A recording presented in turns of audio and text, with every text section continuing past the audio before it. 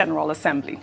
The agitators listed 6 demands ahead of their protests. They include the abolition of the 1999 Constitution, the suspension of further elections, particularly the 2023 elections, conduct of a referendum, an end to Fulani genocide, as well as an end to oligarchy, and the declaration of Miyetti Allah as a terrorist organization. Well, in a statement, the chairman of the Yoruba group, Professor Banji Akintoye, was quoted as saying, rather than listen to the yearnings and aspirations of our people, the Buhari-led government has consistently waged war against people who attempt to checkmate the menace of Miyetti Allah in the name of grazing cows. He said the groups would face Buhari on the 24th to tell him to his face that the Miyetti Allah are the #1 enemy of the people of the South and Middle Belt of Nigeria, and they are the authentic terrorists. Dr. Abati, I guess the United Nations is the biggest platform for these agitators to express their wish. Well, first, what the Nigerian Indigenous Nationalities Alliance on Self-Determination is trying to do, basically, by going to be a part of the general debate, that's the United Nations General Assembly, it's otherwise also called the general debate, is to draw attention to the situation in Nigeria in terms of their grievances. And if you look at those things that you've listed, they want Miyetti Allah classified as a terrorist organization. They want an end to oligarchy. They want, the Nigerian constitution to be abolished. They want the right to self-determination. Now, all of these groups, from the South, from the Middle Belt, and other parts of Nigeria, majorly minority ethnic nationalities and also other groups, they're insisting on their right to self-determination. And, their choice of the United Nations, led by Professor Banji Akintoye, is understandable. The UN Charter, in Article 1 and also Article 55 thereof, talks about the right to self-determination as one of those important, post-war, rights of communities, of peoples. And it simply means that a people have the right to determine their own future. Now, before this 1 million march, they call it, the NINAS, that's the acronym, has decided upon, they had also appealed, first, the Yoruba group, the Yoruba Nation Agitators, joined the UNPO, that's the body for underrepresented peoples of the world. Two, the entire group, NINAS, appealed to global financial institutions not to lend money to Nigeria again because they say that Nigeria is a disputed project. But I think what is important in this regard is that, look, along the spectrum of positions, of choices, options, before the various ethnic nationalities involved in that group that is led by Professor Akintoye, what is important is that the Nigerian government should provide an opportunity to talk to them. Exactly what? The UN protests, we give them visibility. They are not the only ones who go there. Anybody can go and be part of the general debate and push their case. But at the end of the day, Nigeria will be responsible for its own people's interests. And that's why we keep saying the opportunity should be provided in Nigeria for dialogue, for conversation among the various ethnic nationalities.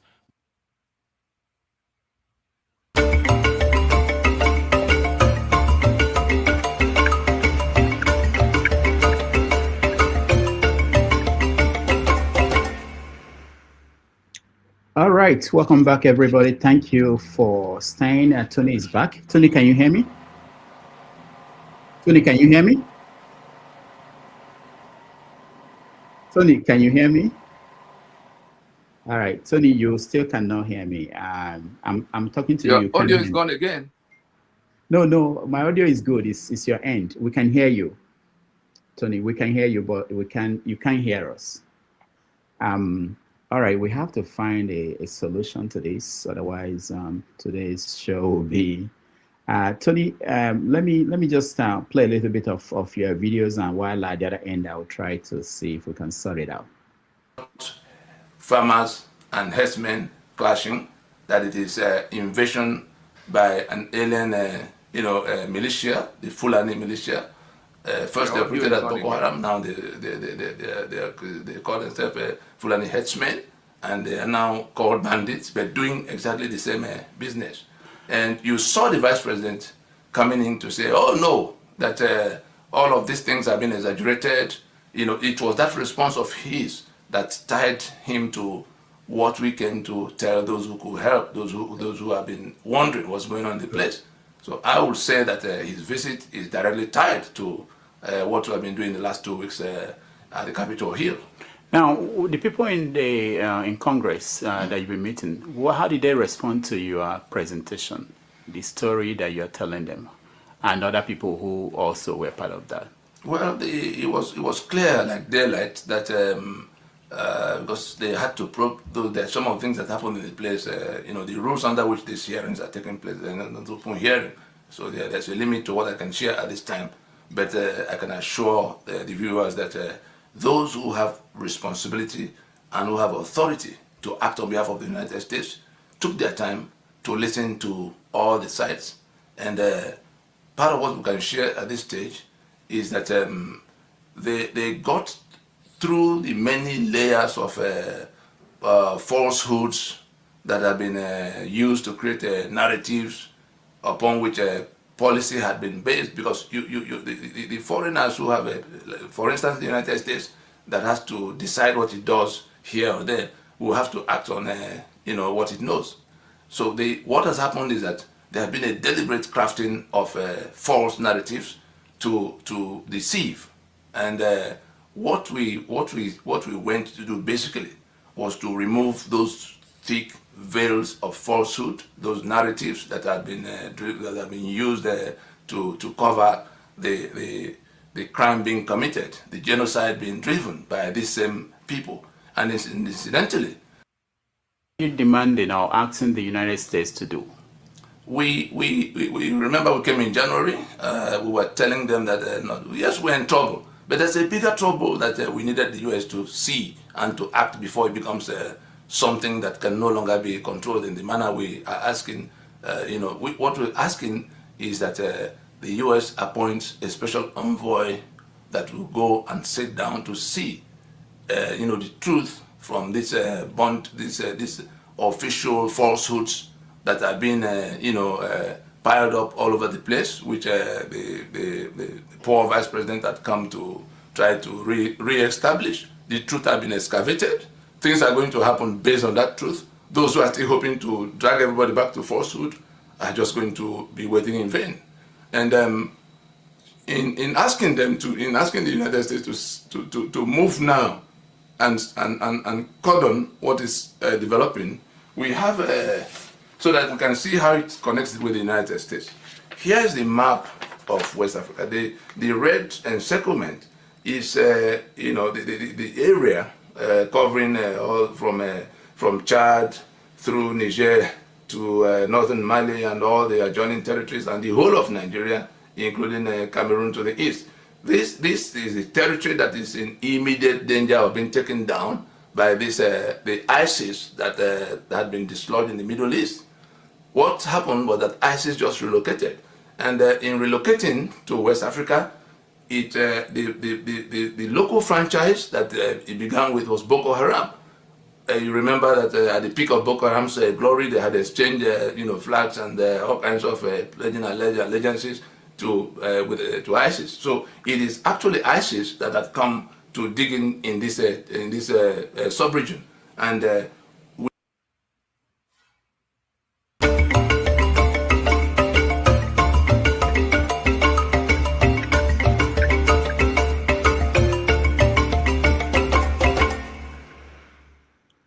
All right, welcome back. We are trying to have a conversation with Tony Nnadi, who is the co-convener of NENAS. Let's see if the connection is good. Tony, can you hear me? Sure, I can hear you. Okay, good. Thank God.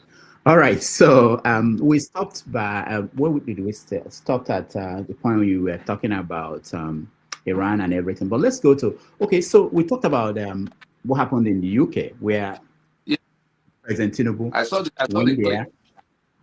You saw the clip, yeah. Okay, so I wanted to know, what do you make of that? You know, why he went there, what he brought back, especially that he left the day after they killed some Nigerians in Maiduguri and left with everybody. National Security Advisor. What do you make of that? That's what we've been living with, a completely detached government that is entirely on its own flight, not bothered about what is going on with the people, and you were going to go to a UK that is like the UK is sinking. Their calculations in getting out of European Union was basically to dump themselves on Nigeria, their former colony. In the period they had helped push Buhari to take charge of Nigeria in the Sharia that was Nigeria. They were going to recolonize Nigeria to refloat their own economy, because they will now have us like a captive market for this 230 million that could be 250 million if you count the neighboring West African populations that depend on what happens in Nigeria. Britain, was coming to reinsert their teeth into our skin to suck. And so there was some kind of delay in that plan when Buhari had to leave, and then his right-hand man, Tinubu, comes in and just continues from where they stop. And so Britain is just looking for how to continue in that plan. And it's like going to the coven. Bola Tinubu, Nigeria is already disputed. The Tinubu that did not win any election, that marauded his way to government house. Of course, we took a position. We say this is an interregnum. Yes, he's in government house, but he doesn't have the mandate to govern, and he's doing exactly whatever he came to do, and that's what has become the lot of Nigeria and Nigerians. Is going to the UK in search of progress for Nigeria. The very UK, the listeners, I challenge you, right on your device or wherever you can get access YouTube from, click and search out the title, Nigeria, the Pyramid of Evil. I repeat, Nigeria, the Pyramid of Evil, so that you can see what we said about the role of Britain for what has become of Nigeria, for what has always been the situation of Nigeria. From 1914, even before then, but let's even take it from 1914, Britain is responsible for the calamities and the woes of Nigeria. Britain is the last place anybody will want to go. And you had Charles their king talking about Nigeria taking its rightful place in the Commonwealth of Nations. Commonwealth of Nations is a gathering of the association of British slave countries, and no country in its right mind will be in Commonwealth for any reason. Who is proud of coming to be associated with being a slave to the other? But that's what Charles was inviting his guests to take Nigeria back to. And then they said they're taking loan. Put a map of Nigeria on the table and see where those projects are. You use your constitution to lock down the port facilities. Is the constitution of Nigeria and its exclusive list. That's the reason everything is the way that they do it. You lock down your security arrangement.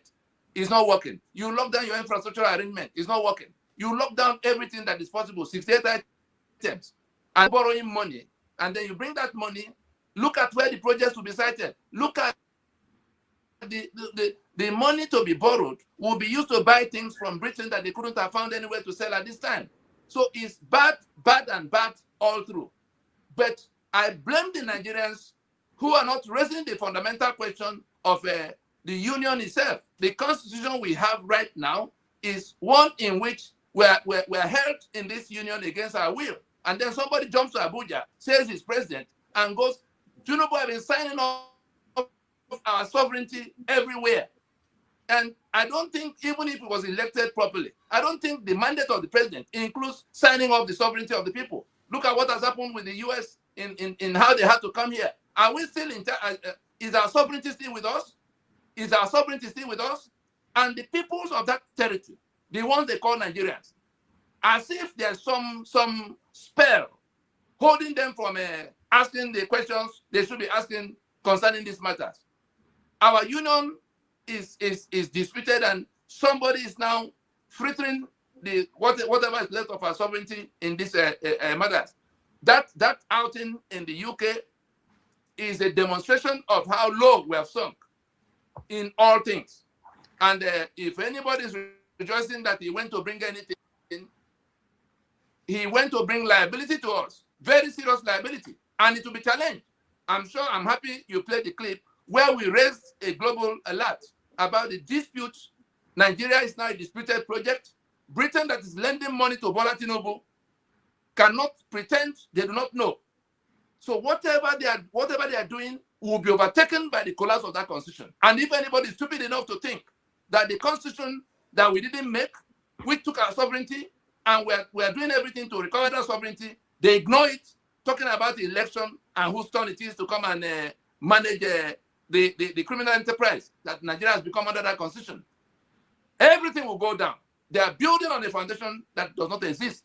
They are building on a foundation that is bound to collapse. Everything they put on it will go down with it. Let Britain lend more money to Tinubu. But they want to go and recover it from him wherever they find him in the time of recovery.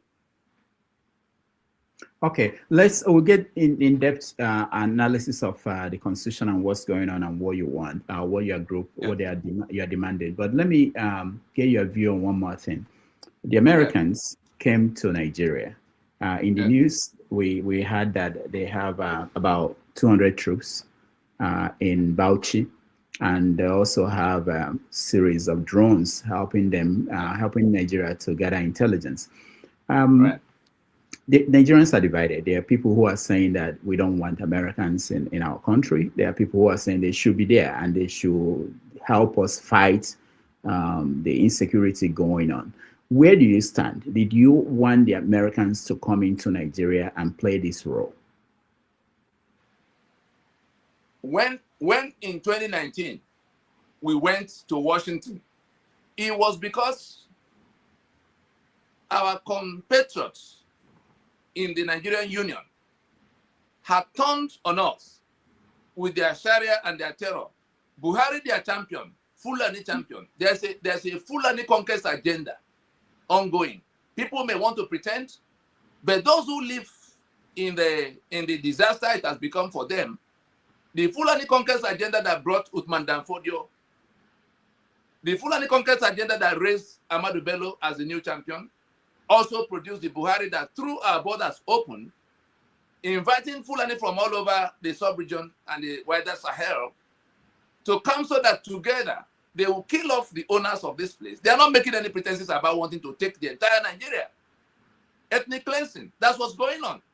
And because they had managed to impose a constitution that makes it impossible for anybody to challenge them, because they have almost a monopoly control of all the guns in the land by the instrumentality of the exclusive list on that constitution.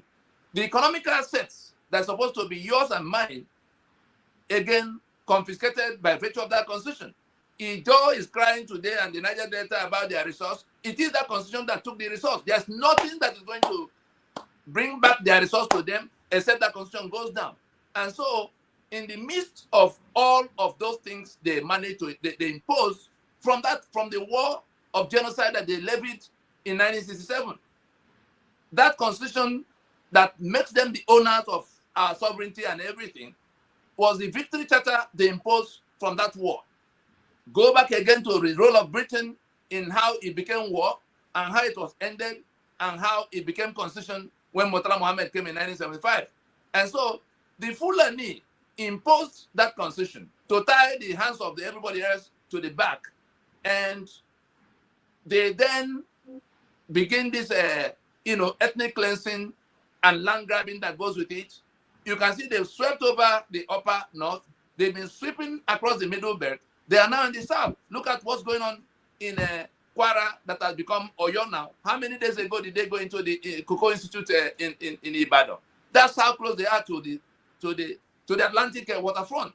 You look through Kogi, beyond the Benue, the flank where they were coming from, just drive back and see that we are under invasion. And Buhari, what we went to tell Washington in 2019 was that these people, in collaboration and joint venture with ISIS, the terror networks of the Middle East, are relocating to the West African sub-region, and that Buhari was their chief host, and that is a Fulani conquest agenda that is reinforcing itself in that joint venture. Fulani will take the entire land, killing off the indigenous people, and then the terror networks will have a sovereign space to operate like they wanted to establish in Syria and Iraq before they were challenged by the US and their allies. So they've just moved down to our space. They want to collapse Nigeria, Niger, Mali, Burkina Faso into one big caliphate. That was what we went to tell the US at the time.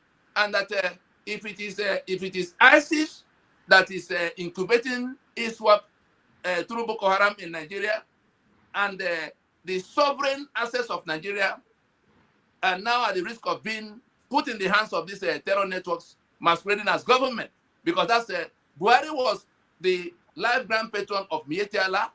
Buhari was the spokesman of Boko Haram. You remember when they put Jonathan under such pressure and all of that. So he was their champion, Fulani champion, and he's extreme Islamic champion to the extent of Boko Haram and Fulani headsmen that was the enterprise of the Miyetti Allah that Buhari was their life grand patron. What are we saying?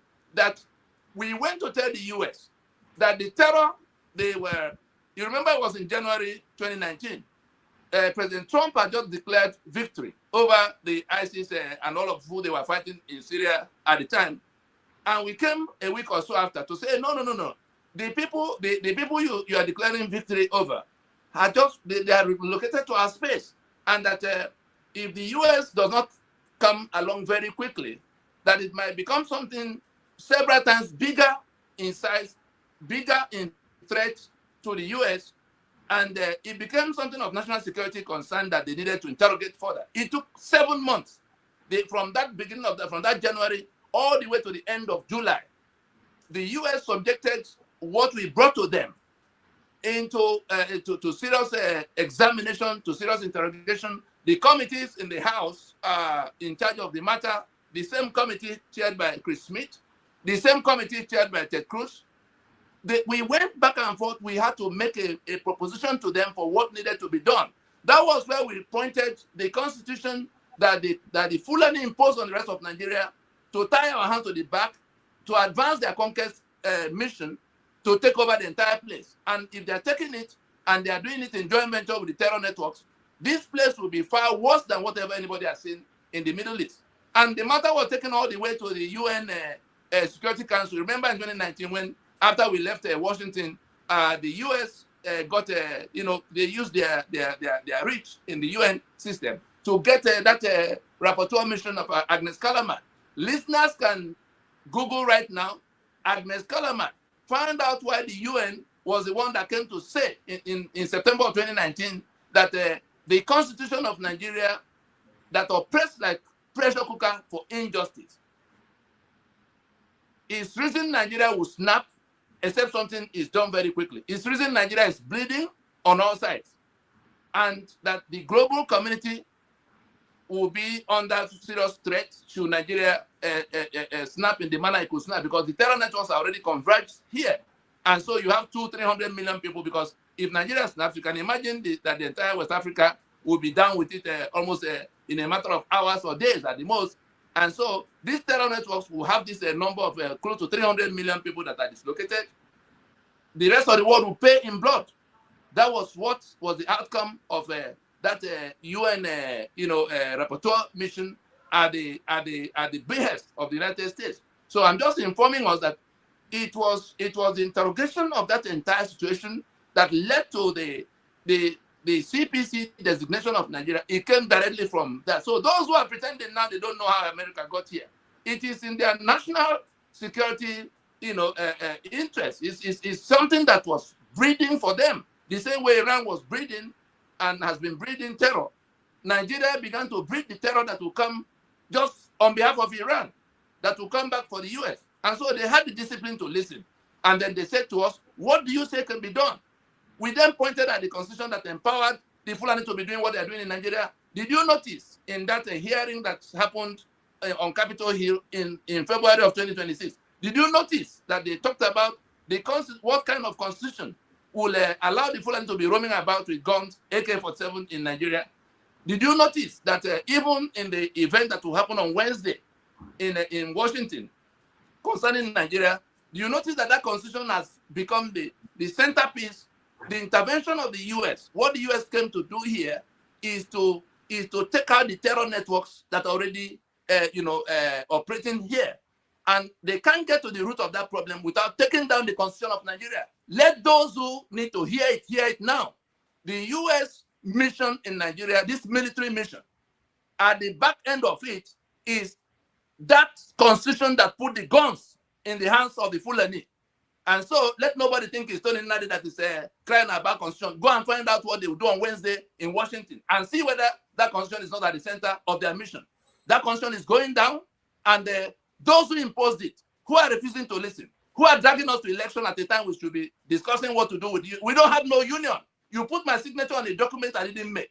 You took my sovereignty and all my economic assets and monopoly over gone. And look at what has become of all of us. Nigerians are running in every direction, seeking for wherever they can be accommodated. And then this fellow goes to sign with the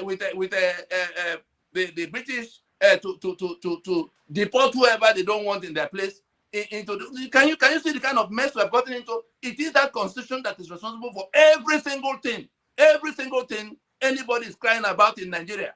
And the people who are not listening to what we are saying, pretending that we have a Nigeria that is settled, pretending that we have a Nigeria that is a democracy, pretending that the election that will bring a better candidate is what we are looking for. I'm sorry for all of them, because it is by virtue of elections that this renewal of the life of that constitution have been ongoing 7 electoral cycles.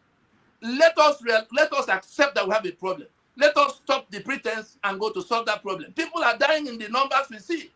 You talked about the Meduguri that happened before they traveled to go to look for loan in UK, or to go to drink wine with Charles and the wife. You see the kind of nonsense. People are dying. They have impoverished with the economic policies they've had to roll out, because it's not the Nigeria they are running is not our Nigeria. Our Nigeria died in 1966. Let us dress back and rework it. Let's go to transition.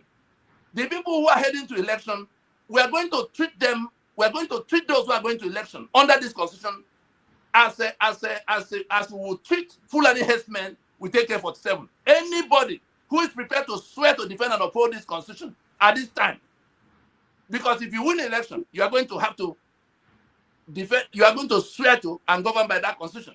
And so anybody who is still doing business with this constitution after 27 years from 1999 is the enemy number one. There's no punishment too harsh for anybody. That means all the political parties in Nigeria, because they're the ones dragging the people into that mess. Why can't we accept that this constitution cannot be basis of union? Is the blood flow not enough already? Okay, Tony, when you were speaking, I was just thinking about, you talked about the constitution, and that the goal or ultimate goal of the United States is to make sure that the constitution is changed. The issue about Sharia in the constitution has come up, and some people in the northern part of the country are saying that Sharia will never leave the constitution. They insist that they must have their Sharia in the constitution. How is that going to happen, that US or any group, or your group or any group, will take out the Sharia out of the constitution? It is because they do not understand the meaning of constitution, that they are running their mouth in their illiterate heads. Constitution, if you want to understand the meaning, so you can understand the foolishness of their position. Constitution, we go to that preamble. We, the peoples of Federal Republic of Nigeria, having firmly and solemnly resolved to live in unity forever. Is that not how it began? Then he goes on to say, do hereby make and give unto ourselves the following constitution. That is to say, that constitution is reason when a union. No other reason. that constitution is the license the Fulani has to come to Anambra and Port Harcourt and Ibadan and Ondo to kill people. And so, if that constitution is defeated today, and I want the listeners who are thinking about the betterment of Nigeria or how to save Nigeria from all of what has been going on in Nigeria, what we set out to do, which we have invited those who also have a stake in what will happen here, like the ones who suffer terror, the US that will suffer terror, if that constitution doesn't go down, is that constitution will go down. The Union of Nigeria is anchored upon 100%. The Union of Nigeria is anchored on that constitution. That union is at an end the moment that constitution goes down. It's not as if we can't take down the constitution by more radical means, but we don't want to go to Somalia. And that's why we're inviting everybody through the force majeure to say, let's accept this problem for what it is and go into transition like South Africa did with apartheid in 1990 to get themselves out of tell me the difference between what the Boers did to the blacks for all the many years until that apartheid constitution was taken out. That's the problem we have to solve now. And so those who are talking about Sharia that must be there for all times, it is their ignorance that blindfolds them, and in fact their stupidity that blindfolds them into not seeing that if we can't sort out that constitution, then the union is at an end. We're not begging anybody. We're not begging them to agree with us. You put my signature on a document of title that now make you the owner of my land. And we work for from 1999 that this movement began to, call everybody, including the government. Obasanjo was president at the time. I knew how much we invested in trying to get Obasanjo to preside over how these things are reworked. He went to national TV to go threaten us, to say that if we call a meeting of the owners of Nigeria, you remember Pronaco, Obasanjo said it will be treason. Today he's going about now, I don't know what he thinks he's talking about. He had all the opportunity, he had 8 years, and this matter was brought to him in the very month he was being, in the very week he was sworn in as a president in 1999, to say this constitution that came from, from the time of what went wrong in 1966 to how it became war. Obasanjo was on the table every step of the way. Obasanjo was Nzogu's roommate. Obasanjo returned to Nigeria the day the coup was happening in 1966. Obasanjo was at the tail end of that war, the one who had to receive the instrument of surrender.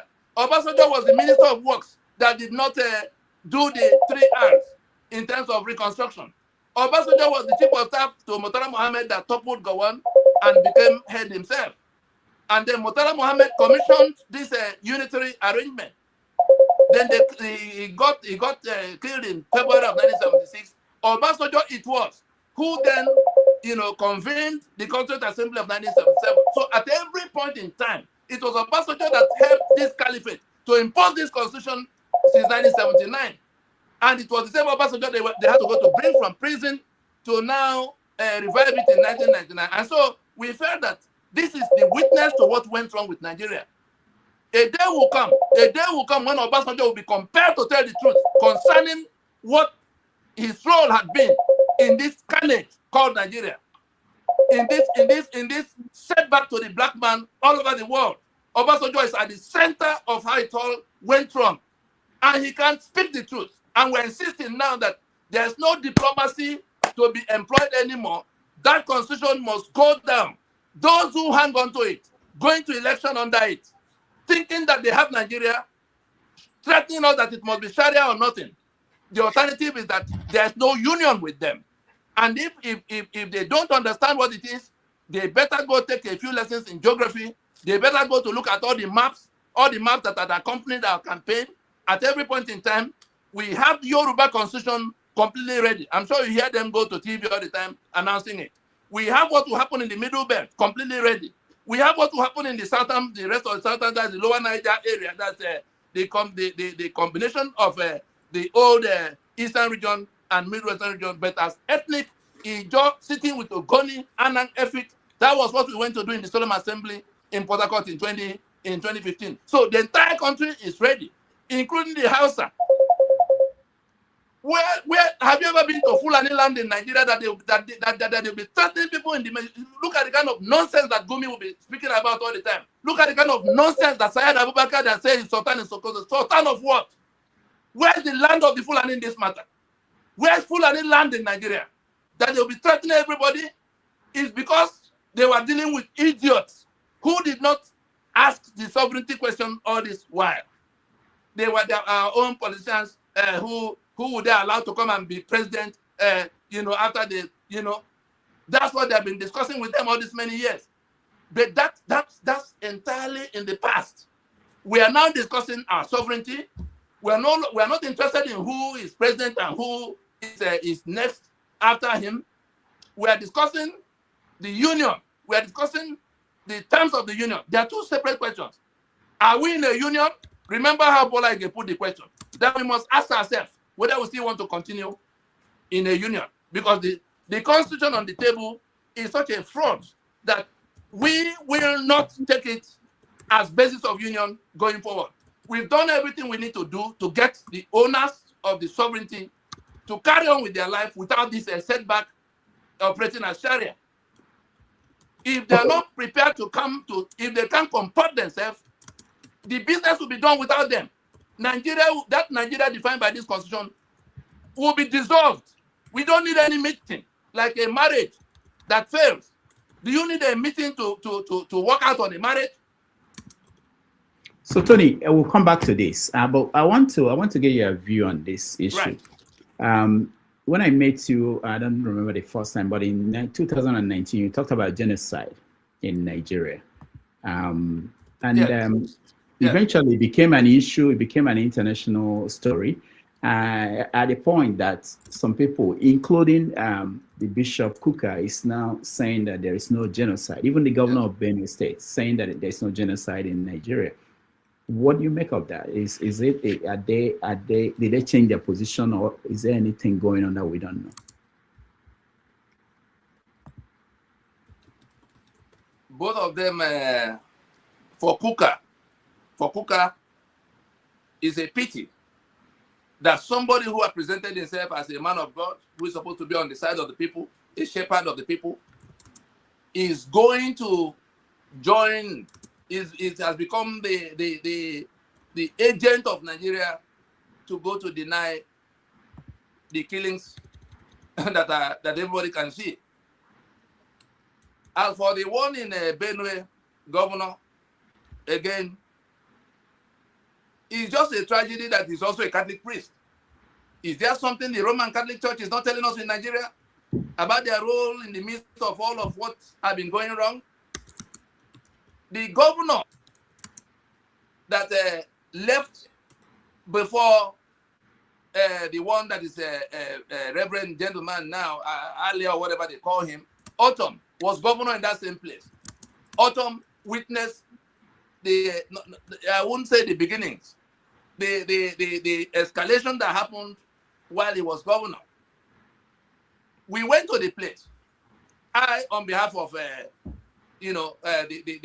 organization I represent, and we examined what was happening, and we worked out with him what he could do to put guns in the hands of those who have been slaughtered, because the complicity of the federal government, especially under Buhari, which has continued, I'm sure you heard it from Washington, which has continued under Tinubu, the complicity of the government of Nigeria in this genocidal killing, no longer a matter for debate. Otherwise, how else can anybody explain it? That Gumi goes to meet with the killers. And he told us of recent on national TV that on every occasion he had to go to meet the killers, the terrorists, that the government security people go with him, that he had never gone alone. So the Gumi knows where these people are. The government knows where they are. How come nobody is able to reach them? And to that extent, the ones who come to lie. You remember that when we were in Washington in 2019, you remember that Buhari dispatched Osinbajo to come to tell the same lie. Osinbajo the pastor, Osinbajo the professor, Osinbajo the Christian.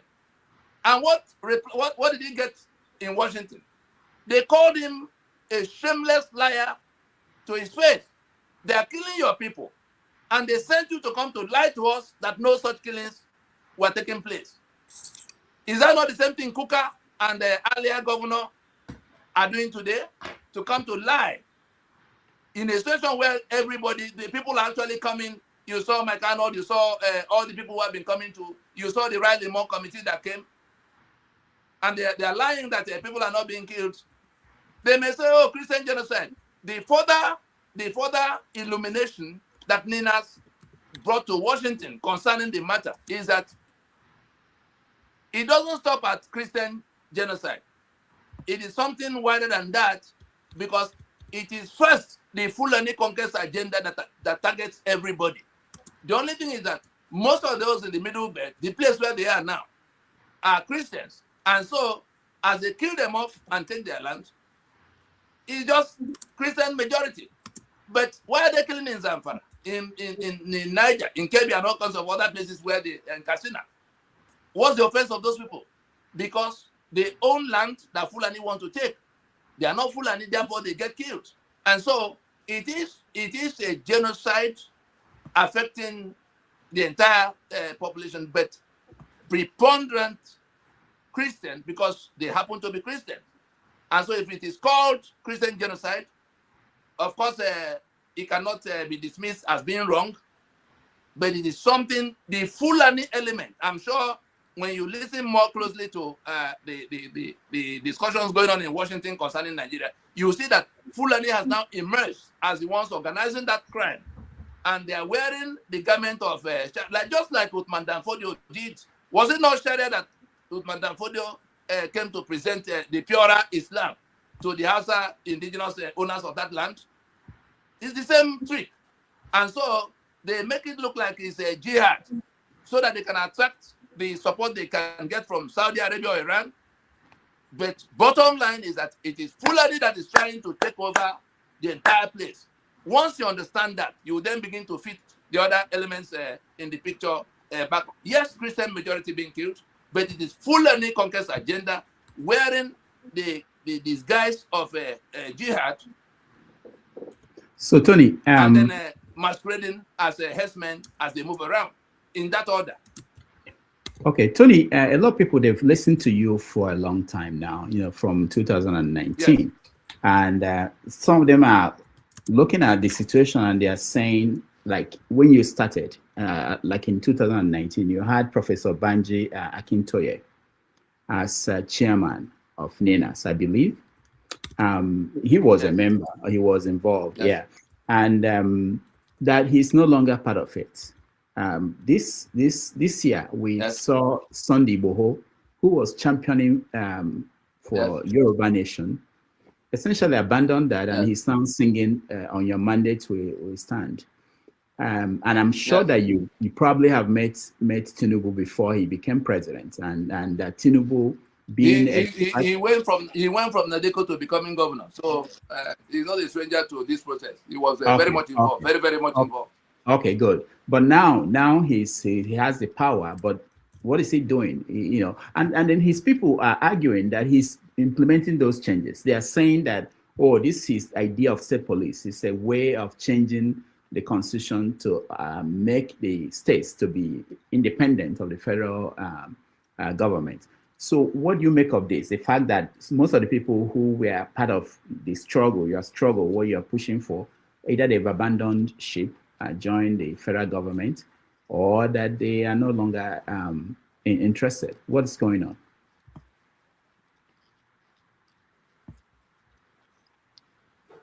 No, these are flawed characters from beginning.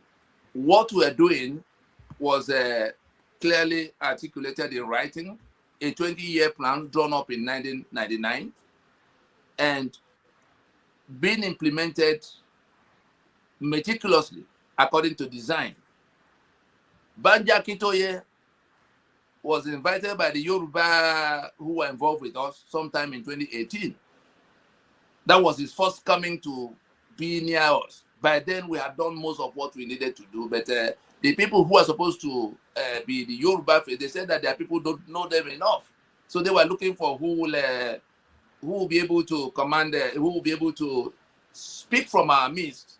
That will be Yoruba faith. So it doesn't look like something being organized by one part or the other.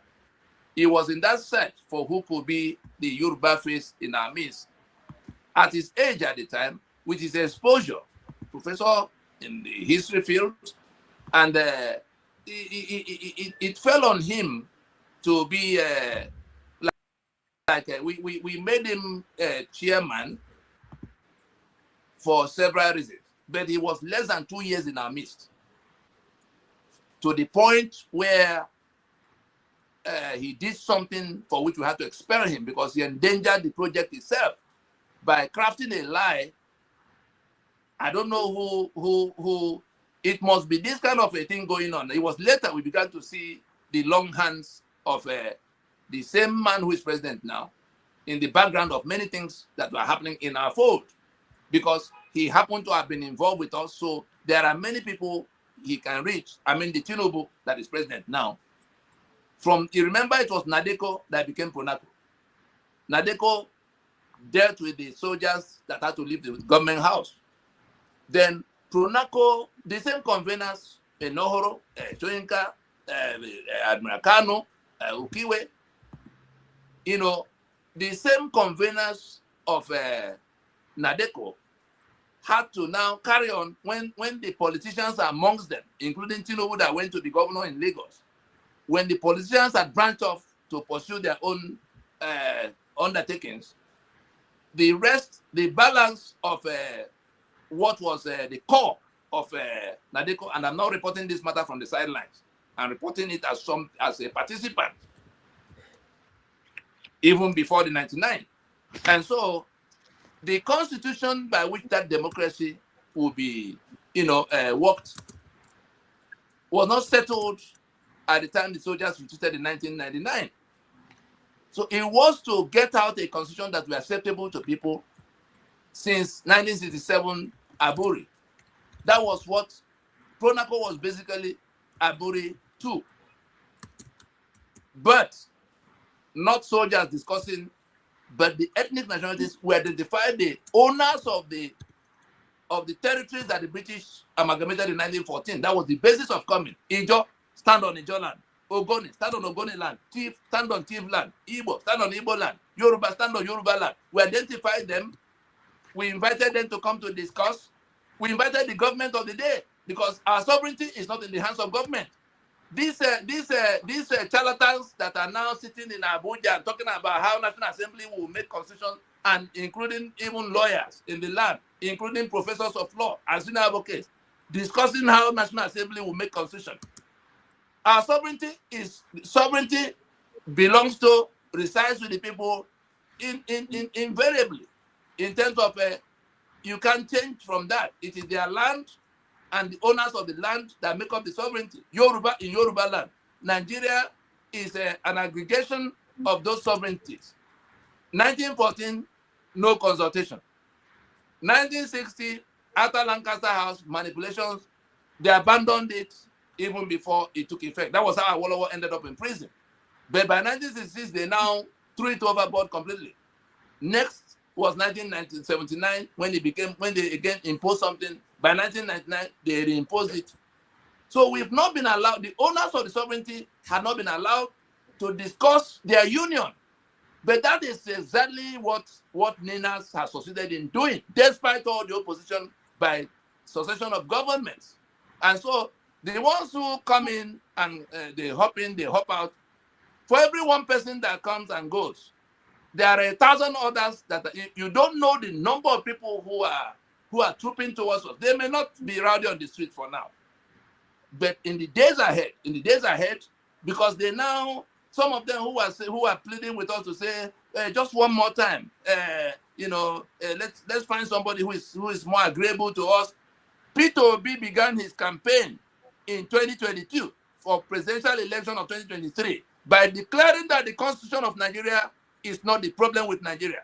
that it is the leadership Peter, will provide that is the solution to Nigeria. And not that he has never heard about this thing.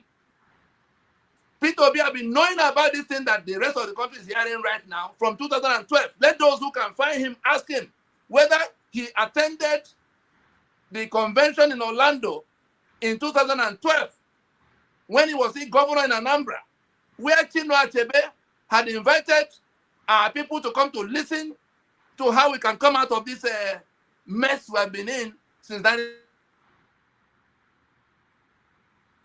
That's why he said that Nigeria in 2021, you remember when he said that Nigeria was like a vehicle with a knocked engine, and therefore that the search should not be for a new driver, which is new president. All right. The search for replacement of the vehicle. So how did we come to where, where did Peter Obi find the engine to load the obedient movement people that he took to election in 2023? And we are sad about what has to happen. And he's still warming up to go to contest election under that constitution. He's only validating what these people are doing. He's only validating the journey of Tinubu that will renew his mandate, his stolen mandate. That's what anybody going to election now. 34 governors have moved to one camp. INEC is still what it was. The judiciary is still what it was.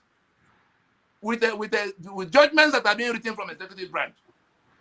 The police heredity. You can see who left and who came in. So what will happen now to become a new outcome better than what could have happened in 2023 that it didn't happen? That constitution is the problem that we need to solve. Those who are not listening now will be the victims of their own ignorance in this matter, because it's a question of life and slaughtered all over the place. Okay, Tony, one last question before we take a break, and I invite our audience to join us. There are people who maybe they're allies of the government. They say that if you look at the constitution as it is now, that the people who represent different places in the country at the National Assembly, that they are the voice of those people they represent. And they said that they will point out that under Buhari, one of the things on the exclusive list was removed, a generation of electricity. That under Tinubu, they are also trying to change state police. They are saying, this is a point of view of some people, including not just people who are in government, that there could be a way that gradually using the people that are representing these different groups across the country, that they can change the constitution to what it should be. You are saying that everything has to stop, that there shouldn't be election going on. And people are trying to find out, how do you stop it? How do you stop the process? Because next month, there will be primaries. By May, the candidates will be set up. Every political party will have to have a candidate. How do you stop this process to go through what you want the nation to go through before an election? Yeah, I get it.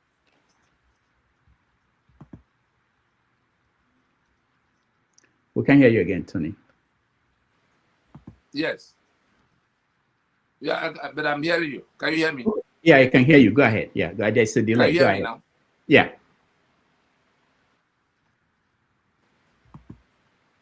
If you can hear me. Yeah, we can hear you. The matter is straightforward.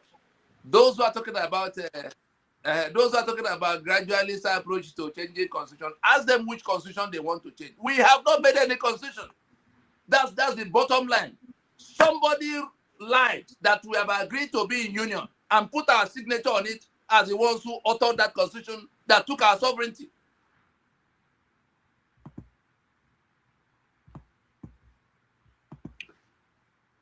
All right.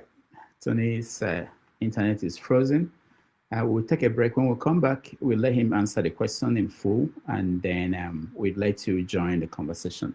Again, thank you for joining us. At this point, it may be good if you can like the show, share it, and thank you for those who are supporting us.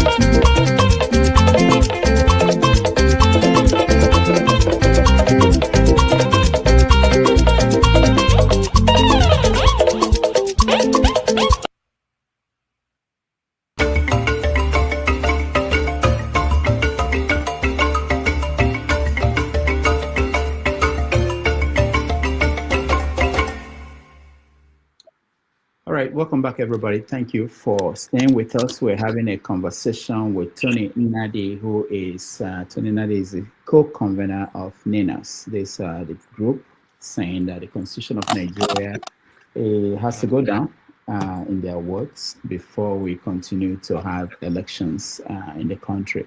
I will let him answer the question he was trying to answer before his internet froze, and then we let people in to have a conversation with him. Tony, go ahead. Yes. I believe I can be heard now. Yeah. Okay. The matter is straightforward. There have been 7 cycles of election. Those who are asking, about piecemeal, that Buhari changed it, there are 68 items. If you're in Lagos and you have to go to New York, you can choose to trek to some place, or let's even just take London. You have a meeting in Trafalgar Square. You can choose to trek from Lagos. One day you get to Trafalgar Square. You can choose to go on bicycle. You choose to go by canoe. You land in Liverpool at some point and make your way to London. Those are all options. We're saying that there are 68 items in that exclusive list that make life impossible. Every one of them is a different chain. Electricity is what it is in Nigeria today, even with the amendment of Buhari. Why do I have to wait? Okay, you say state can generate electricity, but the gas and the body of water, everything they need to generate that electricity is still on that exclusive list. Why will I have to wait for those who do not wish me development to approve of what I need? Security, police, and everything is on that list. You now say you want to do state police. Where would they find the money to organize the police if the economic assets are still held by that constitution, by that federal government? So the people saying all those things are ignorant and dishonest. They are both ignorant and dishonest. Ignorant because listen to them, you can see they don't know. Dishonest because we have told them enough that they should now know. So if they pretend they do not know and they're inviting us to come and trek with them from Lagos to Trafalgar Square, then we reject that invitation. We say to them that they're dishonest because they know it will not solve the problem. If you go to say, who is going to amend the false claim that we submitted our sovereignty into the union? How would that one ever be amended? Or what do you think is behind all the agitations for exit from the union? And if you have not settled that, and you are coming to tell me what else you want to say, what you want to change in the constitution, we have not. The most important thing to settle is the question of union before we begin to talk about the terms of union. How did we arrive at 36 states? For goodness sake, that somebody is now sitting on it and they're saying, who is representing me in that whole equation? I'm now a voiceless minority on account of the constitution that amalgamated me with people who don't want to, who don't think they should discuss with me. Meanwhile, my economic assets now belong to people. The oil and gas of Bayelsa now belong to Jigawa under that constitution. And so, our straight answer to them, the ones who are saying, let us do it gradually. In the next 500 years, if it has taken 20 years to do only one aspect of one subject, because the amendment to the electricity that Buhari did still left the transmission in the hands of the federal government, still left the matter of the raw material for producing that power on that exclusive list in the hands of that federal government. So nothing has changed. They were just playing to the gallery as if they're about to do something. That's the same thing with this state police talk. So that's for that. It's not an option. They are ignorant and they're dishonest. Then we come to the question of what exactly do we do to stop? We've been to elections 7 times since 1999. Things have been going worse and worse. If we're to plot a graph, you see that we're just on a straight slide. the people who get sworn in, the ones who swear to defend and uphold that constitution after the election, you can see how their lives have been growing in leaps and bounds. But the ones who go to do that voting, you can see how their lives have been shrinking. And so we told them that we're telling them even now to say that the only thing we have invited you to do is to say the winner of any election will have to swear to and govern by that constitution. We will not go to renew our enslavement, because it is your enslavement you are going to renew if you proceed to the election. We have preached it. We have tried to get them to see the reason of it, but people are being slaughtered every day on account of that constitution. People are being disrupted every day on account of that constitution. Young people are running away from Nigeria on account of that constitution. The electricity that is failing, the security that is failing, the infrastructure that is failing, everything that is failing, the corruption that is growing in leaps and bounds, the impunity that we see, everything anybody can say is wrong with Nigeria. I'm in a position to point to you the section of that constitution that is responsible for it, and nothing will change, including if Peter Obi becomes president. Peter Obi's presidency will not address the question of me being forced into union by the decree of Fulani people. Peter Obi's presidency will not solve 36 states that now make me voiceless minority. Peter Obi's presidency will not solve the question of electricity for me, no matter how much he desires. I'm citing Peter Obi because Peter Obi it was, of all the presidential candidates, that said that constitution is not the problem. We are telling Peter Obi and anybody who can reach him that he is the one responsible for what has befallen us in dragging us to election in 2023. He is not listening now. He is still trying to drag us to election that the outcome is already fixed. You saw the electoral reform that they did, leaving the back door open. So how will Tinubu repent and now hand over power to him? You saw what they've done they've decapitated all the parties. And you're inviting me into a foolish journey of let us hope, somehow. What can be more foolish? But the matter has now come to where the victims of unitary Nigeria, those who are being slaughtered in the numbers we read every day. Some of our people can be in the diaspora talking as they choose. But there are people who are living, there are people who are listening to us now, who are not going to be alive tomorrow morning because Fulani will have killed them. And they are all over the country. They are not just in small corner of Meduguri. Go and find out what's going on in Ondo. Go and find out what is going on in Ekiti and Oyo, all the way to Ibadan. So we can sit in the safety of overseas, and we're talking about this matter as if the lives of those who have been killed don't matter.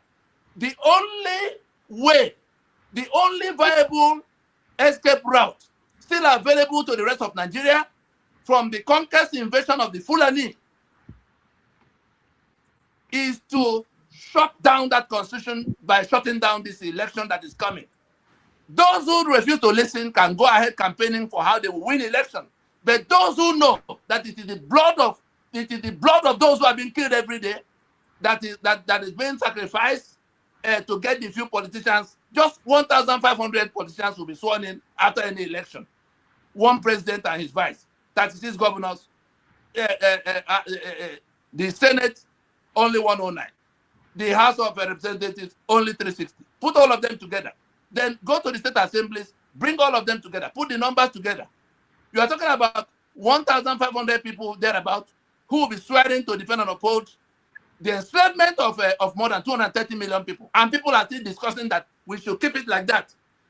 Those who know that this is debt, that they are dispensing to others, are going to do whatever it will take, and I say again, whatever it will take to stop them from going to renew the life of that constitution. And anybody who is prepared to swear to defend and uphold the enslavement of others deserves whatever he gets in terms of wanting to play that role, to validate the journey to election, to reinforce the life of that constitution at a time we have done enough in inviting them to reason. They are avoiding the debate. They are avoiding the discussion. And they are throwing all kinds of sentiments around. Oh, it's our turn. Why don't we go and take our turn? Turn at what? To preside over the rape? Or what do you think is this criminal enterprise's business? Nigeria become a criminal enterprise under that constitution. Because if it is a lie that we submitted our lands and our people into this union, and we're saying we dissolve the union except we go to fix it. Before it was, let us fix it so it doesn't collapse. But since after that force majeure, it has become union stands dissolved except somebody brings something that can fix it. Those who want Odua Republic, those who want Biafra Republic, those who want restructuring, those who want good governance, the roadblock to all of them, the granite roadblock, is the constitution that settles everything to the contrary. And we're inviting all of them to do the simple thing. The United States government had the discipline to sit down for 7 whole months. I had the privilege of addressing a committee on Capitol Hill, the very people who are now discussing the Nigeria that has brought the US military on the soil of Nigeria to take out the terror that is flowing from that constitution in the hands of the Fulani that are orchestrating it. And the people who are the victims of that situation don't have the discipline to listen, to learn, to know anything other than sentiments. And so the few who know are going to act alone. The only thing that will change is the collateral damage. Those who shouldn't have suffered, those who shouldn't have died, may have to suffer, may have to die because of the refusal of those who are refusing to listen now, to listen. But on behalf of the millions and millions of those who do not know differently, those who are doing obedient movement, those who are doing Biafra of foolishness, of stupidity, you want freedom from a monster. There's a plan that has identified the life of that monster to be taken out. That plan has been taken to places you can't get to. We went all the way to the UN Security Council. We went all the way to where Washington decisions will have to be taken. The President of the United States mandated an interrogation of the proposition we brought. And it became the policy that is being implemented today. And the people that are trying to help are busy just making noise all over the internet. All right, we lost him, and hopefully he will join us again, and we will have a conversation with him. Chim, welcome to the show. Mr. James, welcome to the show. Yeah, well, thank you. Good evening. Yeah, I have a lot of questions left, but I think it's time for you guys to be part of the conversation about where Nigeria goes from here. I can bet you that the people who run the country are preparing for an election or elections that will start next month. So, but it's important to hear him and hear what he thinks should be done and how people who are interested in doing that, how they can do it. All right. While we wait for him to join us again, I will say, I'm reading some comments on the comment section. If you want to join us, if you have a question or a comment, you can join us using the link I'm sharing. And but if you want to just stay on the comment section and post your question, you can do that. Now, hopefully, when he comes back, I'll be able to pick 1 or 2 questions to ask him. We typically, it looks like we bias, we support people coming into the panel because by doing that, we see the face of the person who is asking questions instead of names we may not know who they are. It's very important sometimes. I think if you have a very important comment to make, you should be bold enough to come out and make the comment. Tony, welcome to the show. Thank you, Dr. Chim. Pa James, greetings. All right.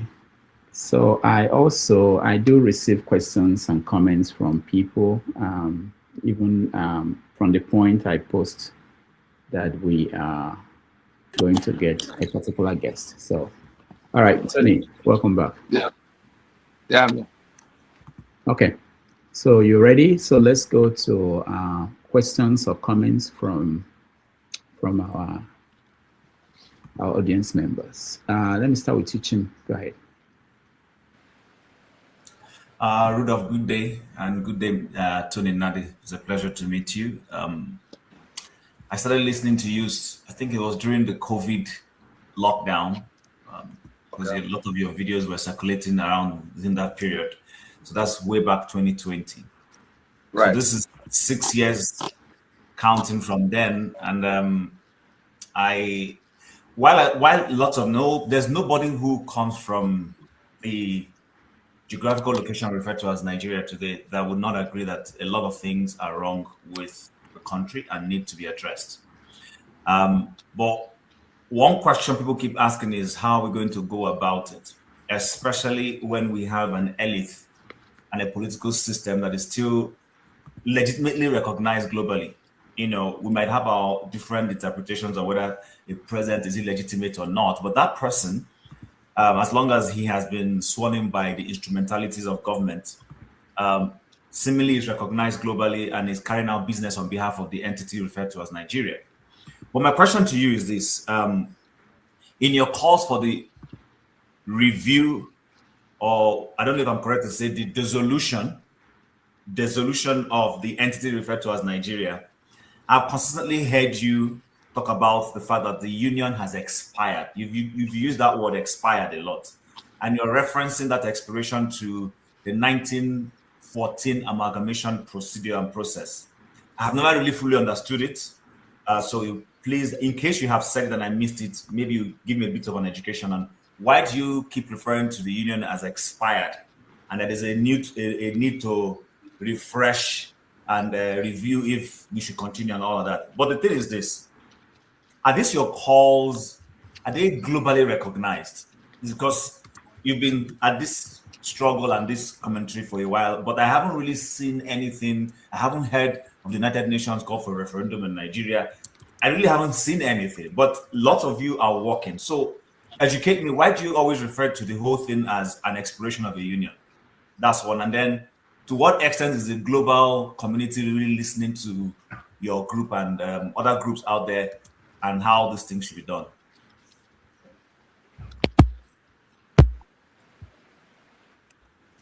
Well, the matter is straightforward. If you, I don't know when you joined this program.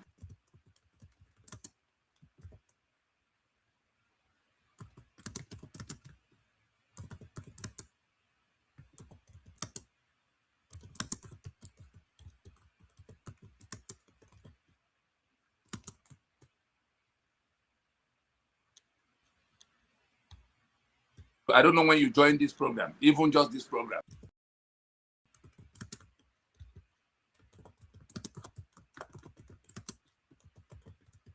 At the beginning, a video was played of where the flagship news outlet in Nigeria, Arise TV, was reporting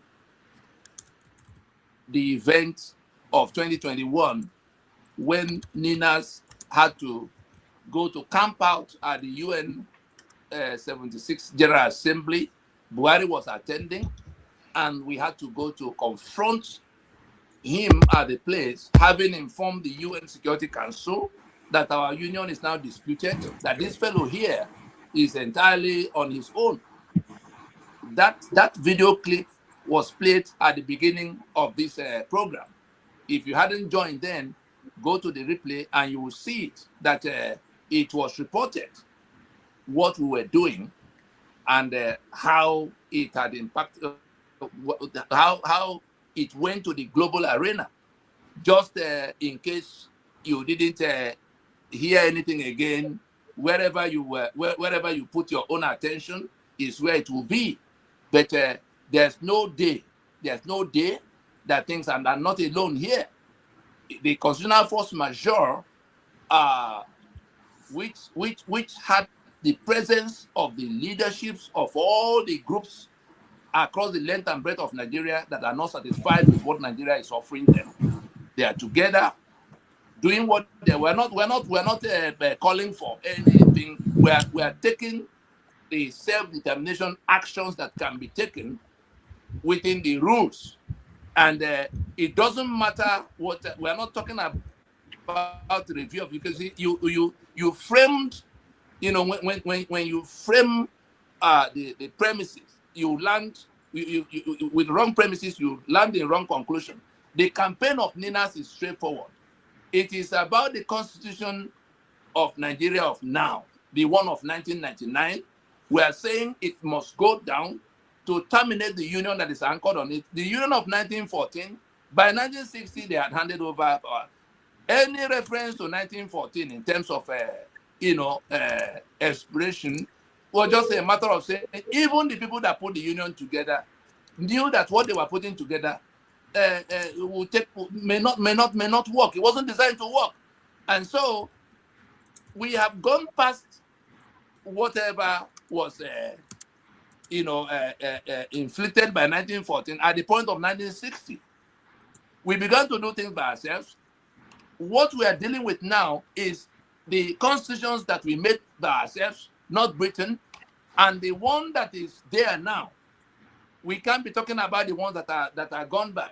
The one that is there now, which if we find a way to tackle in March of 2026, will terminate the union. The reason we call Nigeria Union of 1914 was that was when the first mischief was done. And then people were empowered to hold others hostage in that union. The British that are still presiding over that enterprise, Nigeria was an offshore criminal enterprise of the British. Nigeria was with the documents, this is a global platform we're speaking on. The documents that justify what I'm saying, and I'm not saying it lightly. I'm saying it because we are in possession of the documents that justify saying it. If Charles and who is the one that is at Downing Street, if they are sitting in a room, this is exactly what we will tell them. This is exactly what I will tell them. That's what we have had to tell their high commissioners in Nigeria. Ask Catriona Leon and the Pocock before him and before her and all the people. We used to confront them here. Twice they've been recalled from Nigeria because we confronted them as they were meddling in the affairs of those who have the inalienable right to their sovereignty, those who have the inalienable right to their self-determination. And so it's not we're not in one corner urging. It took more than 250 years to lock us down into this bad arrangement. And so if it's taken some time, you say you started watching in 2020 or 20 with the COVID, it took centuries from the time the slave trade ended and colonial venture was beginning.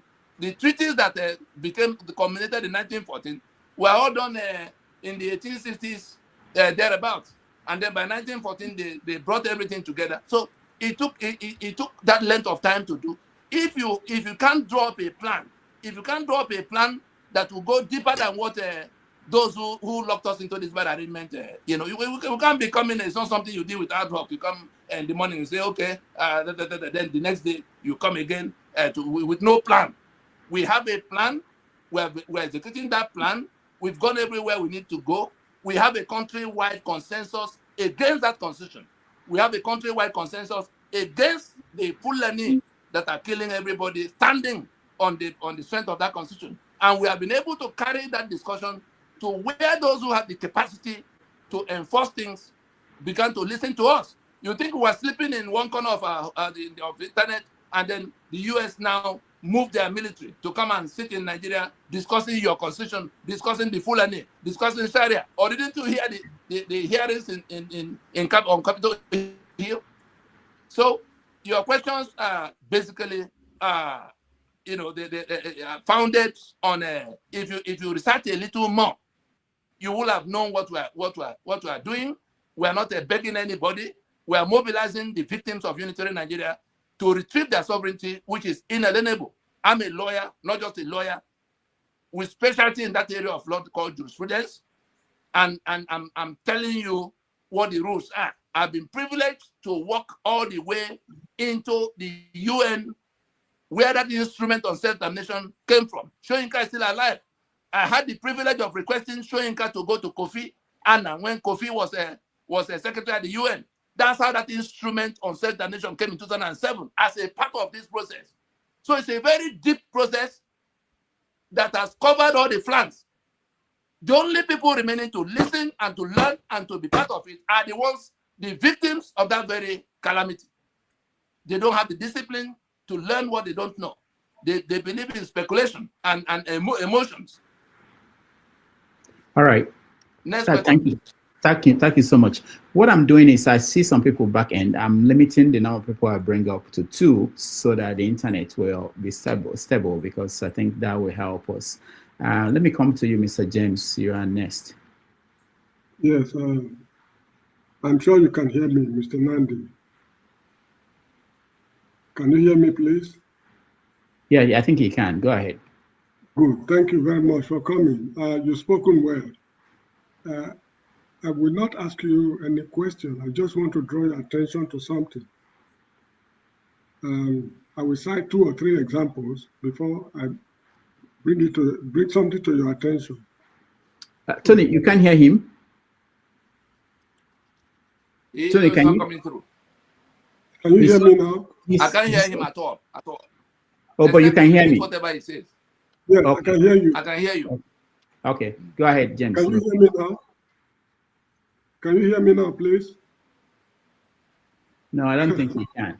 Oh, why should I be? Okay, ask your question. Maybe I will repeat it for him. I'll make it. Okay, I just want to draw his attention to something. I will cite about 2 or 3 examples before I bring something to his attention. When Sunday Adewusi was, I think, Inspector General Police also in Nigeria many years ago, journalists were interviewing him on the tactics they use in arresting armed robbers. He replied then that he will not be able to divulge the tactics because it will make the armed robbers wiser. That was during the Second Republic. I think 1990 or thereabout, I was a teacher at Muslim High School in Banjul, the Gambia. A group of policemen came to our school to educate the children on why they should not take to drug trafficking. So at the end of the speech, a student asked the policeman, "How do you catch drug traffickers at the airport?"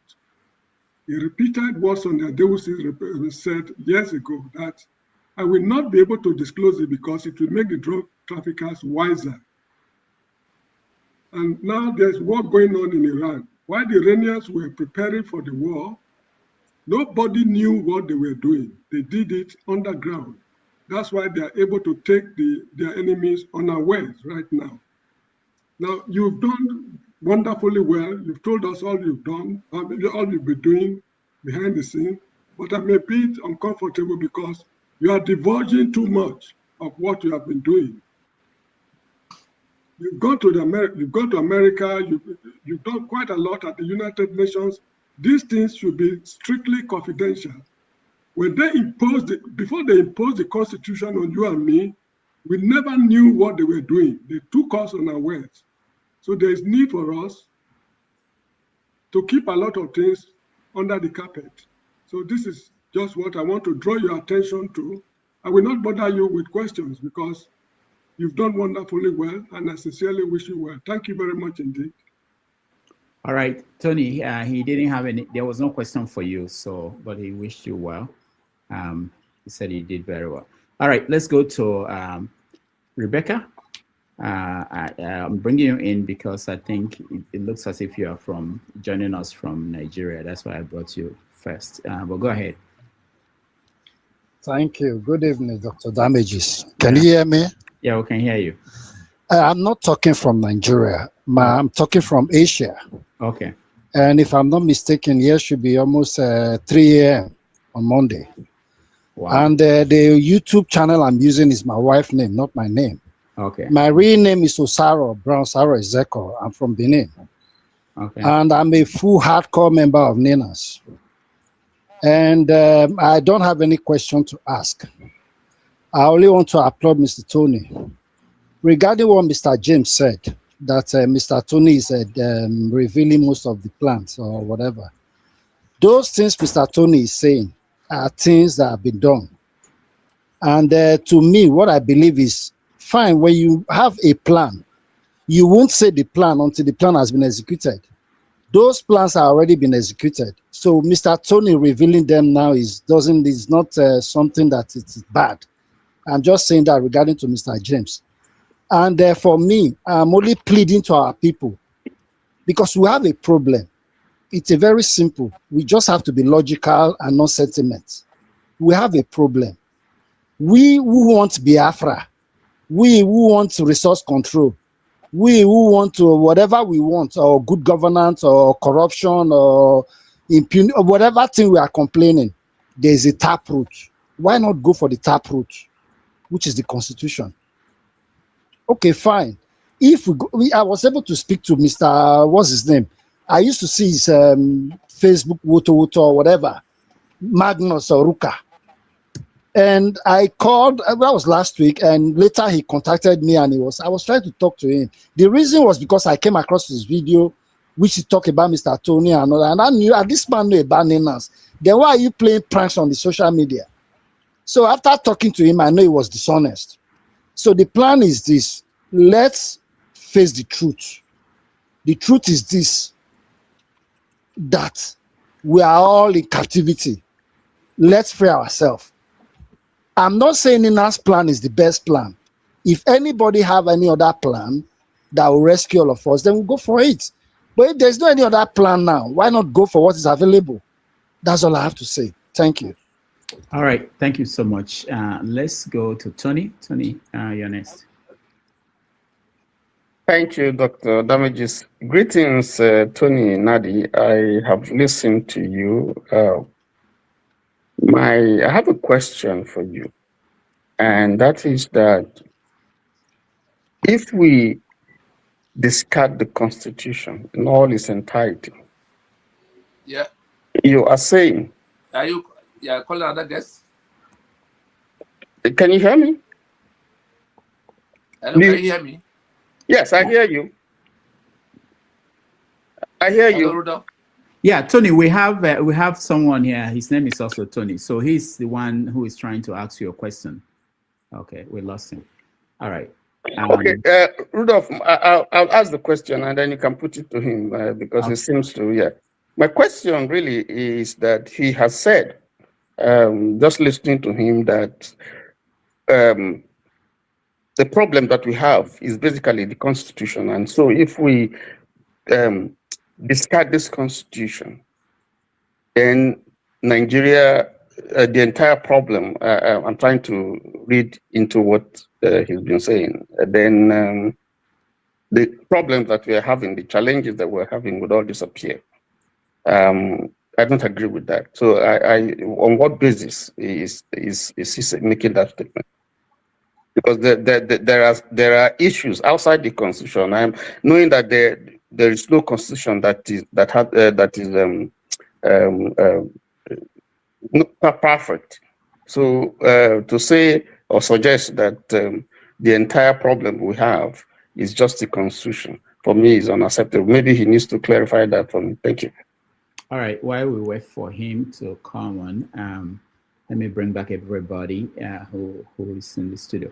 But I'm not speaking for them, but I think I hear them say, not just Tony, but other people say that the first issue they have with the Constitution is that it says at the beginning, we the people, and that we the people did not at any point sit down and say, we are approving this Constitution, we wrote this Constitution, we agreed with this. That's one of their main issues. I forgot your name now, Rebecca.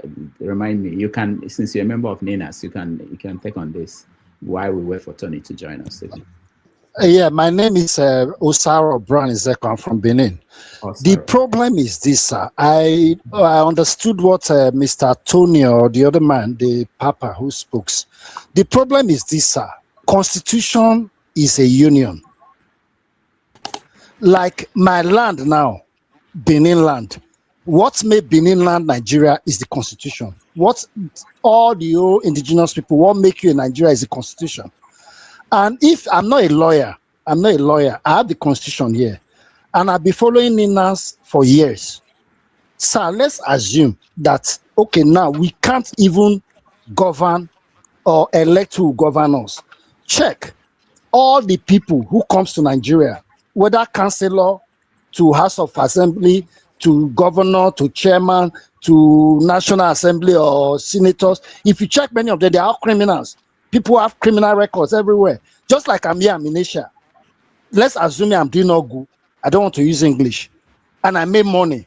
And I come to Nigeria. I'll be recognized. I have a lot of friends like that who have made money here, blowing siren everywhere in Nigeria. That's not a normal society. If such people can become governors tomorrow, and what would they do? Criminals. Let's just use our president. So most of the things, I would say 100%, but 90% of Nigeria problem is flowing from the constitution. All right. Let's assume now we elect you. Yeah, hold on. Since Tony is you are here, going to govern according to the system and structure of the constitution. You just cannot change anything. I will let Mr. Tony continue. Yeah, thank you, Brown. Okay, Tony, I don't know if you had the what question. was the discussion? The question. Okay. Our own Tony, can you repeat the question, the core of your question? Hello, Rudolph. Yeah, can you hear me? The internet is still not good. He can't hear us. We can hear you, Tony. We can hear you, but you just can't hear us. Hello, Rudolph. I can't hear anything. Yeah, I know. Let's see. It's unfortunate because we can hear you. Maybe you should try and join again if you can hear me. You can hear, yeah. It's not from our end. All right, let's take a break. When we come back, I'll try to handle the issue with Tony's internet. I'll prepare another option for him. Maybe that will help. Let's take a break.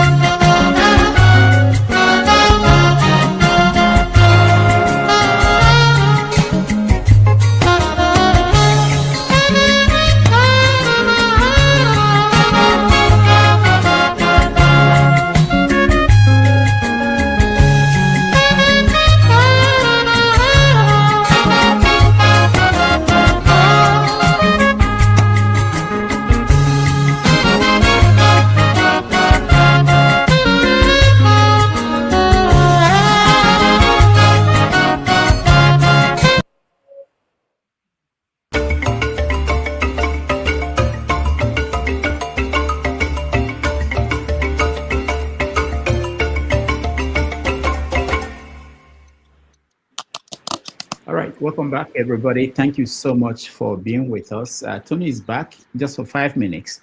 We'll give him the chance to round up his thought and the way he thinks that the movement is going to achieve its goal, knowing that elections is coming up, or what he wants Nigerians to know and that Nigerians to do at this point. So, Tony, it's unfortunate for those who have other questions. The internet is not doing very well. He just wants to round up his thoughts, and then we will continue the conversation. Tony, go ahead.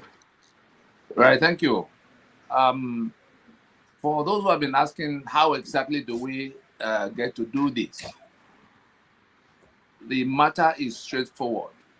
NINAS is inviting all of those who reject what Nigeria is dishing out to them, whether it's young people that are fleeing in all kinds of directions, or those who seek, to have republics of their own, Oodua Republic, Biafra Republic, or those who seek just good governance. None of those things will happen under this constitution, and the politicians will continue to go to election. But you are the one that will go to vote in that election. You are the one that will live in the aftermath of that election. And we're saying we've gone 7 rounds of those.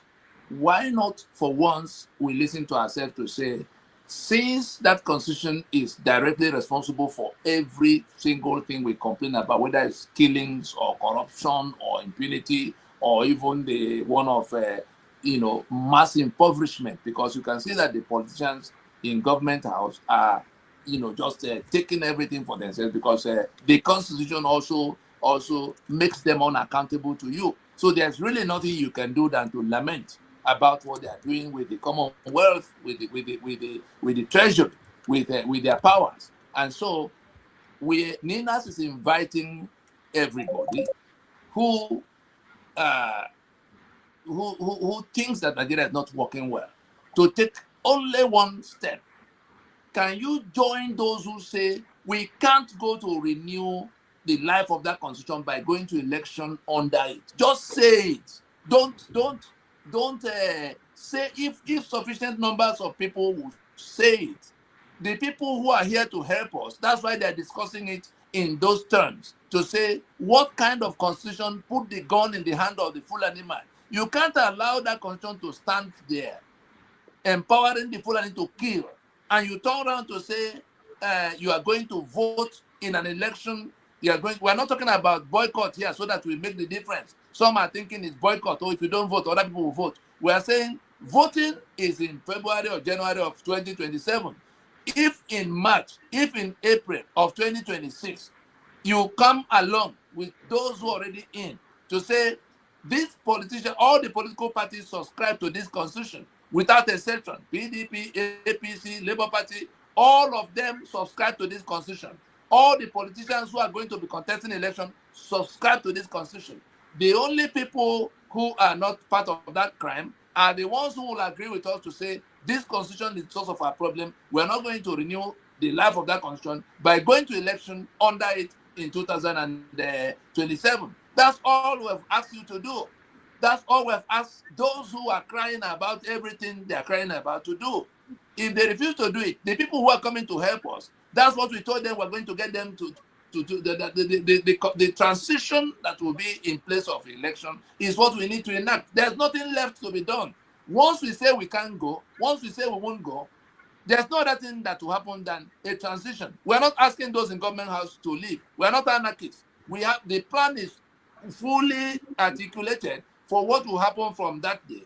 They will go and do what South Africa did with apartheid in 1990. That's all that will happen. And the outcome of it will be that the owners of the sovereignty, that's the 5-point proposition of NINAS, contains what will happen from what we have to insist that we can proceed on the basis of that constitution, pretending we have a democracy, pretending we have a union, pretending that it will get better tomorrow. No, that we stop now. We allow those in government house to remain while we go discuss what will become the replacement for that constitution.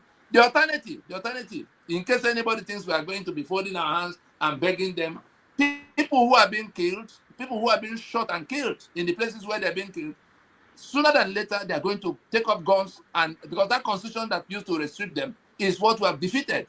Sooner than later, it will become disorderly. People are going to try to save their own lives by taking laws into their hands, then it becomes Somalia. And so we're in a position to avoid that. Even if we go to this election, from what we have seen, you saw how the ruling party had decapitated all the other parties, which was what Abacha did before. They worked the other parties to death. So who is coming to compete with the people now? But you can overtake all of them by saying this constitution is what we reject. We're not going to election. They will be the ones looking for what will happen, because from the point of the collapse of that constitution, people can actually raise their flags and leave the union. The union is dead. It's just been enforced on account of the ignorance of those who do not know the status of that constitution and what it means to union. We have no union right now. If sufficient numbers of people will gather themselves, they can leave the union. But we don't want a disorder, because if one person is leaving and another one is leaving through the other door, it may become something criminals and even international actors will take advantage of and set fire to now take us back to where we've come out from. And so we're saying the simple thing to do is that 5-point proposition of Nina spells out what has to happen. We are not going to election on account of our rejection of this constitution. If we do that, that is when the help that the US is offering us now can produce the outcome, because they will go after their own targets. They are not coming here to govern us. It is we that will reject that constitution. That's what they're expecting us to do. They've been expecting us to do that since 2019. Because we are not listening to ourselves, we are doing all the wrong things. Ninas is inviting us even now to tell the politicians that the election will not solve this problem. Let's go and deal with the constitution. Let's go to transition. Let's go to rework what will become the constitution by allowing the owners of the sovereignty for the first time to be the ones to decide. And if we're not doing that, the union stands dissolved. They must know that we can't carry on with the union of debt that Gumi and Syed Abubakar are prescribing for us. I think that's where we want to wind it up today. It's within our reach to do. The US already listened in full, and they're expecting us to do what we need to do in rejecting that constitution, so that it becomes something that they will either stand with us or stand with the people who are using the constitution to cause the havoc that has brought them to town. It's as simple as that. Thank you for having me today. All right. Thank you, Tony. We appreciate you and the time you spent with us. Hopefully next time we will give you more time, or your internet will be better and we can have more interaction with the audience. Again, thank you so much for joining us. We are going to take a break. When we come back, we will review some of the things that that Tony said that happened, and we go from there. Thank you, Tony. Thank you.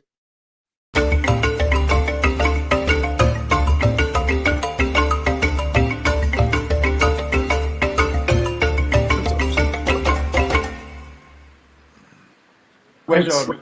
Make a ask my question before you go. No, he's question, please. I no, have he's a still question. here. He's still on the screen. Don't I can see him. don't He treat can us see like me. this. So no, he wanted to leave. It's not about me. We He's can not continue the going any- conversation. He's Mr. not going Tunadi, anywhere. good afternoon. Can I ask just a question? Yeah, just go ahead. I'm done, but we can take your question and so I can leave. Okay, good. You Okay, take good my own afternoon, door. everyone. Good afternoon. Yeah, I've actually listened to you. The more I listen, the more I get confused, because I don't really know what you really want. I'll give you let's say the case of Nnamdi Kanu was World Biafra, right? That's the agitation. What exactly do you want? Are you pro-Nigeria or are you pro-divided Nigeria? Yeah, I know you're talking more about the constitution. The constitution is not right. We need to fix it. What exactly do you want? Or what are your solutions to Nigeria problem? Is it in terms of regionalizing the country? Is it in terms of division? Is it in terms of what exactly are you driving to? That's the only point I've not really understand. Thank you.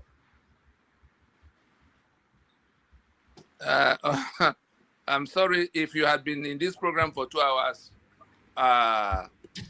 I very much believe if you have been in this program for 2 hours.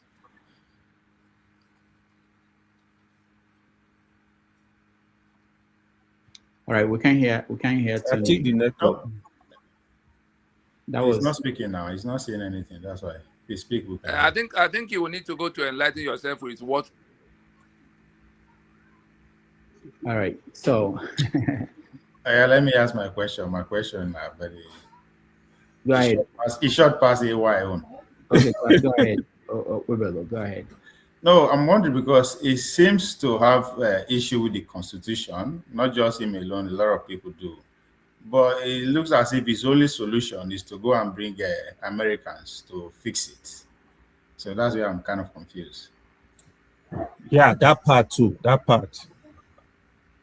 All right. Let's just go around. I mean, at this point, I don't think he will be coming back. He told me when I called him, the internet is a problem, but we'll invite him sometime in the future and see what's going on.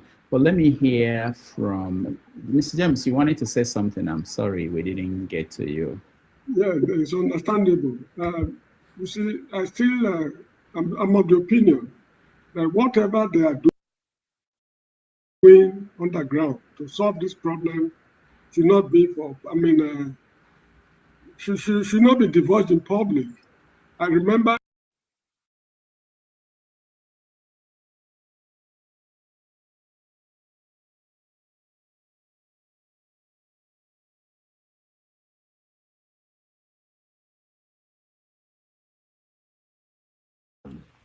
our brothers that have been listening to the show are still confused about what the issues are.